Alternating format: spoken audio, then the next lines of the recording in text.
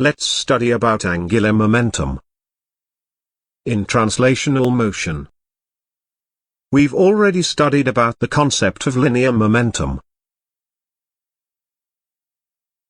We've studied linear momentum as a product of mass and velocity of body that is also vector quantity. And we also relate linear momentum to Newton's second law as, whenever a force is exerted on body, that force is numerically equal to the change in linear momentum per unit time, or the rate of change of linear momentum. Similar to the physical quantity linear momentum in translational motion. In rotational motion, we define the similar quantity that we term as angular momentum. As the name implies, linear momentum is mv. Angular momentum is also defined, which is somehow related to angular momentum, as it is moment of linear momentum. Like when we've defined torque at the time of laws of motion. The torque can be given as moment of force. Similarly, in rotational motion, the property angular momentum is defined as moment of linear momentum. And we know very well about this term, moment. So for linear momentum, moment can be given as the product of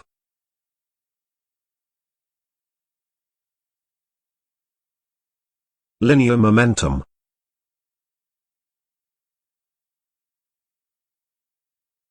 with the shortest distance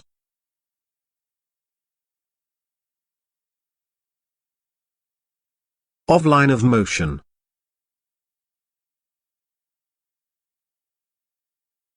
from the point about which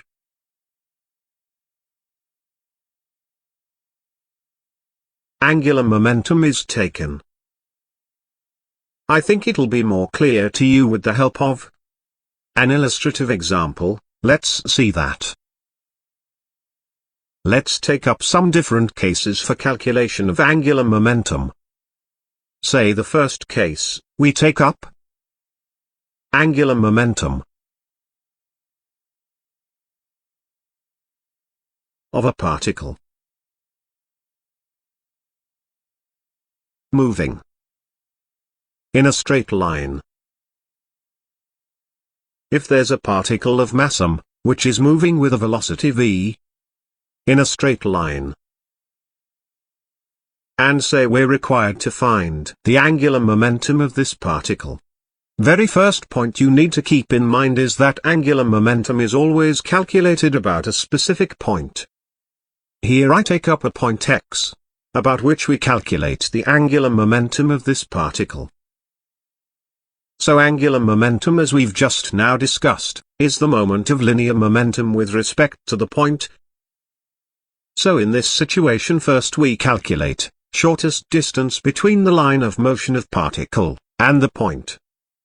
For that we draw perpendicular from the point onto the line of motion. This distance is d.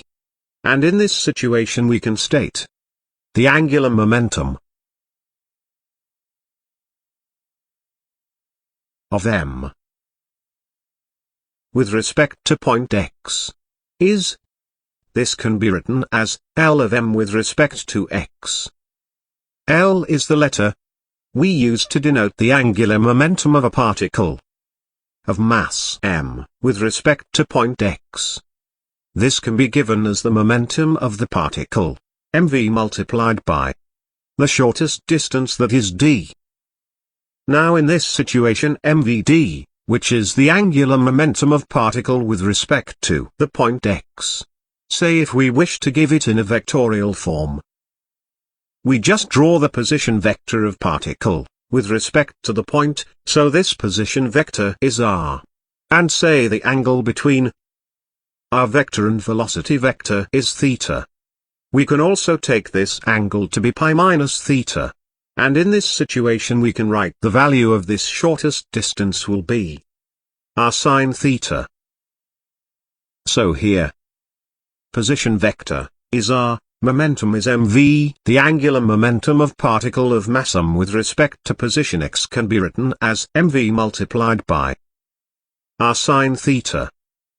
And vectorially this can be written as L of m with respect to x is equal to m into r cross v. In this situation, m into r cross v is mv r sine theta, or it is the angular momentum of particle with respect to position x. Here the direction of angular momentum vector can be taken as normal to both r and v vector.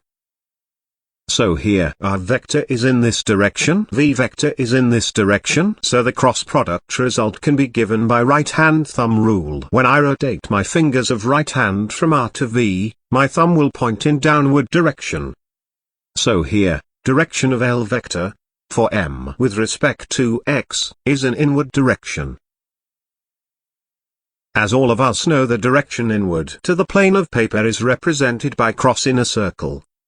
If a particle would be moving from right to left, its angular momentum would be in upward direction. So this is the case you need to be very careful. For a given particle, angular momentum can be given by product of linear momentum and the shortest distance of line of motion from the point about which we are calculating angular momentum. Let's analyze case 2 of calculation of angular momentum of a particle in circular motion.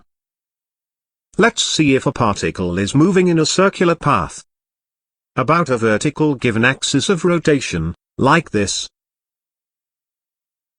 And say there's a particle of mass m, moving with the tangential velocity v vector. This is the axis of rotation. The center of circle is say C. In this situation, at every point for the particle we can say its velocity vector will be tangential to the circle. And its position vector about the center will be along the radial direction. At different positions certainly the position vector will be different. But one thing is sure, that always the angle between position vector and velocity vector will be 90 degrees. So if we talk about angular momentum of particle of mass m, with respect to the center of circle, this can be written as, by the relation that we've studied, at any instant, its line of motion is this, so angular momentum can be written as m into r cross v. And vectorially we can say the direction of angular momentum is perpendicular to both r and v vector, so in this situation r vector is in this direction, v is here. So to find the direction of angular momentum about its center, we just turn our right hand fingers along the direction of rotation. We see that thumb is pointing in upward direction. So here if we visualize the figure three-dimensionally, the direction of L of m with respect to C would be along the axis of rotation, which is perpendicular to the plane of this circle, in which both r vector and v vector lie. As the angle between them is 90 degrees, the magnitude of angular momentum can be written as mvr. Here we've calculated the angular momentum about the center of circle. However, we can also calculate angular momentum about any other point on the axis, like, say if this is a particle moving in a circular path, and this is the given axis of rotation, and say at any one point the particle is moving with tangential speed v vector, this is the center. And say if we wish to calculate the angular momentum of particle about this point P. So we need to take the position vector of particle. With respect to point P, say it is r dash vector. Now in this situation, again the angle between r dash vector and v vector is 90 degrees. So magnitude of angular momentum can be written as mv r dash. But if we calculate the angular momentum of particle of mass m with respect to point P vectorially, it can be written as m into r dash cross v. And if we talk about the direction, we can say the direction of this angular momentum will be perpendicular to both r dash vector and v vector. So r dash vector is in this direction, v is in this direction. We rotate our fingers from r dash to v. we can see the direction will be this. This is the angular momentum of particle of mass m with respect to point P. This you can yourself verify by using right-hand thumb rule and this diagram, in your note copy. You can state the direction of angular momentum is continuously changing, as the particle is revolving. Right now it is in this direction. When the particle reaches here, it'll be in this direction, so along with the revolution of this particle the direction of angular momentum will rotate on the surface of a cone like this. Whereas in case of finding angular momentum with respect to the center of same particle, it'll remain constant and always along the axis of rotation. Here magnitude of angular momentum we can state it'll remain constant and it is mvr- only. So this is the way how we find out the angular momentum of a particle moving in circular path with respect to its center or any other point on the axis of rotation. Let's see the third case, in which we're going to calculate the angular momentum of a rigid body in rotation. Say we're having a rigid body which is pivoted about a given axis of rotation, and the body is rotating at an angular speed omega. In this situation, to find angular momentum of the whole body, let us first consider an elemental mass dm on the body, which is located at a distance x from the axis of rotation. In this situation, if the body is rotating about the axis of rotation at an angular speed omega, this elemental mass dm will revolve in a circle of radius, x.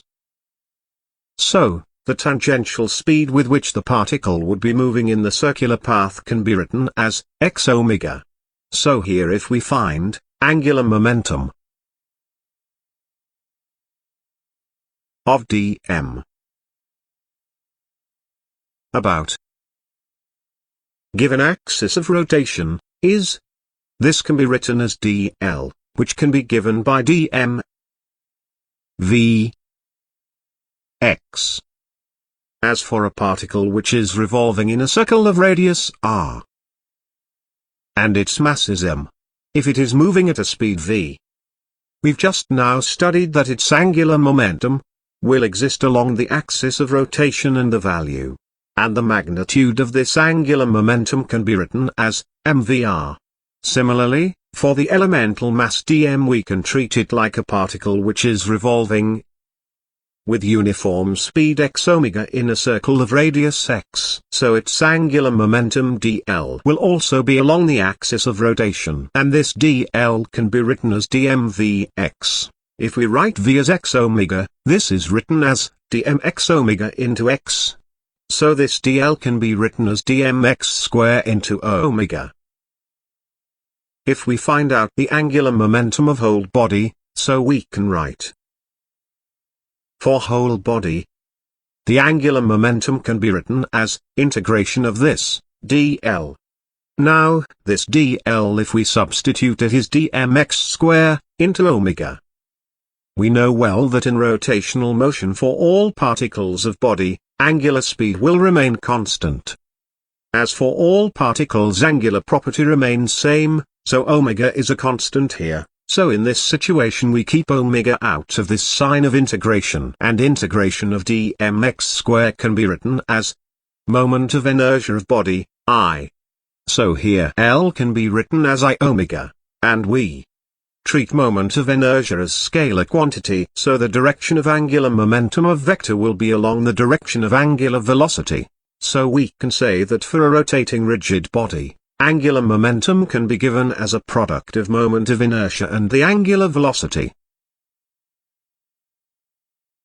Now, we'll discuss the last case for angular momentum conservation, the case 4. Here we'll study the angular momentum of a rotating body, about an axis of rotation, passing through center of mass of the body and moving translationally. Let's analyze the situation. Say we're having a rigid body which is rotating about an axis of rotation. Say it is rotating at an angular speed omega, and the axis of rotation is passing through its center of mass. And, along with this rotation it is also given that the axis of rotation is moving translationally with velocity vector vc. So if the axis of rotation is moving translationally in a straight line, that means the center of mass is also moving in a straight line. So body is rotating about center of mass and center of mass is moving translationally. In such situations, if we're required to find its angular momentum, say about a point P, with respect to which the position vector of center of mass of body is vector rc, then in such a situation we can state, the body will have two angular momenta with respect to point P. One is due to its rotational motion, and other is due to its translation motion, as the center is moving translationally, with velocity vector vc. So in this situation we'll define two angular momenta. One is lc vector, which is the angular momentum of body, about its center of mass due to its rotational motion, which is directly written as I omega vector. And another angular momentum is lt vector, which is the angular momentum of body due to the translatory motion of center of mass with respect to point P, as it is moving with a velocity vc and its position vector is rc, say mass of body is m, then this lt vector can be written as m multiplied by rc cross vc, which we've already studied, the angular momentum due to translatory motion of a point mass. On combining these two we can find out angular momentum of this body with respect to point P is, this can be given as L of m with respect to P by vector submission of lc vector and lt vector, and substituting the values we can see. Lmp can be given as I omega vector plus mrc cross vc vector. This is an important expression you should keep in mind. As well as always keep in mind that this expression we can use whenever a body is rotating about a translatory moving axis of rotation and it is passing through center of mass. If the axis is not passing through center of mass, you must not use this relation. And analysis of such cases, when a body is rotating about an axis of rotation and not passing through center of mass but moving translationally, is out of the scope of this article, which we might study further in advanced cases of angular momentum.